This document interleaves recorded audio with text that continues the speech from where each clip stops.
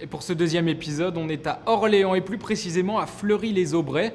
Et quand on pense au centre Val-de-Loire, on pense souvent au vin, à ces tonneaux, à ces barriques derrière moi.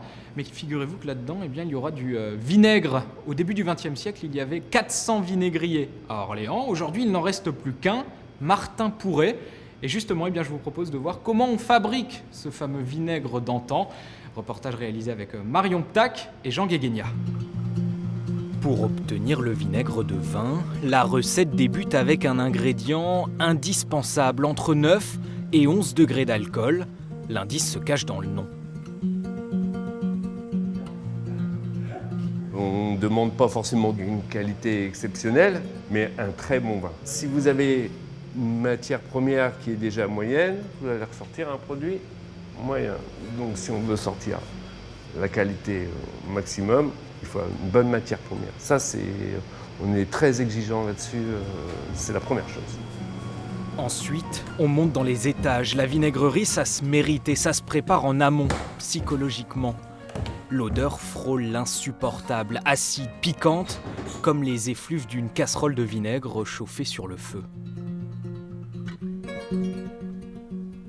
Si ça sent pas grand-chose, on sait que ça ne fonctionne pas bien. Il y a un problème. S'il y a une forte fermentation, là, on se dit tout va bien. La fermentation, voilà la clé de la transformation. Le vin est stocké 3 semaines dans la vinaigrerie à 27 degrés. Des tonneaux ouverts, l'oxygène est indispensable.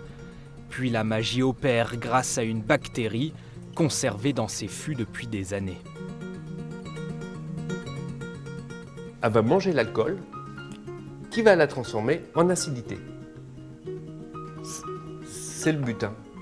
C'est tout ce qu'elle fait. Enfin, c'est quand même la chose fondamentale, mais elle transforme l'alcool en acidité.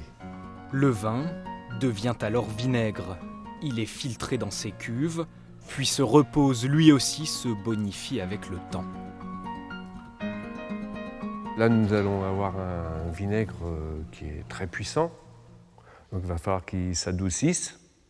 Donc on va le laisser une année et demie.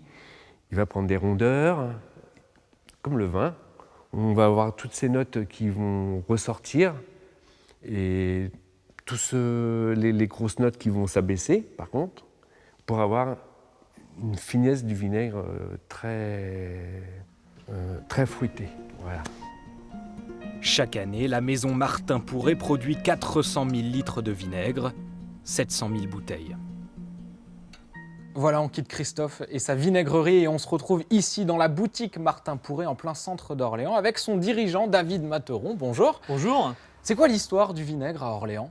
En fait, Orléans est la capitale du vinaigre, car en fait, le vin descendait la Loire, arrivait à Orléans et était déposé sur le quai d'Orléans pour être après amené en calèche, notamment à Paris.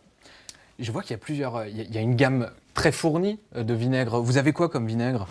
Alors en fait, on se base sur 2 types de vinaigre, puisque nous on fabrique du vinaigre de vin blanc et du vinaigre de vin rouge, puisque c'est ça notre spécialité. La méthode orléanaise veut que ce soit du vinaigre de vin. Des vinaigres aromatisés aussi, ça c'est une grosse partie de la gamme. En fait, on aromatise nos vinaigres de vin, soit en y rajoutant un certain nombre de fruits ou de légumes, soit en y rajoutant un certain nombre de jus également. C'est quoi ? Vous avez des exemples ? Alors on a des exemples, l'échalote de Bretagne, estragon. Là, effectivement, c'est manuellement rajouté à la main dans la bouteille, en plus du vinaigre. Sinon, des arômes type naturel, type coquelicot, qui font partie de la gamme Martin Pourret. Et là, dans la boutique, on a aussi d'autres produits que vous vendez, outre les vinaigres. En fait, il se trouve qu'à la base, on est maître vinaigrier et moutardier. La Renaissance a fait que, dès 1580 et l'édit du roi Henri III, en fait, il y a eu une confrérie des vinaigriers moutardiers qui s'est créée à Orléans. Et cette confrérie faisait à la base du vinaigre et de la moutarde.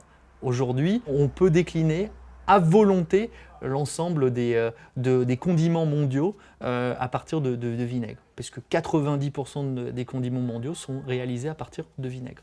Merci beaucoup David Materon, merci de nous avoir fait découvrir la boutique et puis aussi la vinaigrerie. Merci à vous. Merci. Et nous demain on se retrouve dans le Cher, dans un petit village qui s'appelle Les Archers. Et là-bas, eh bien, on y fait de la poterie. C'est pour demain.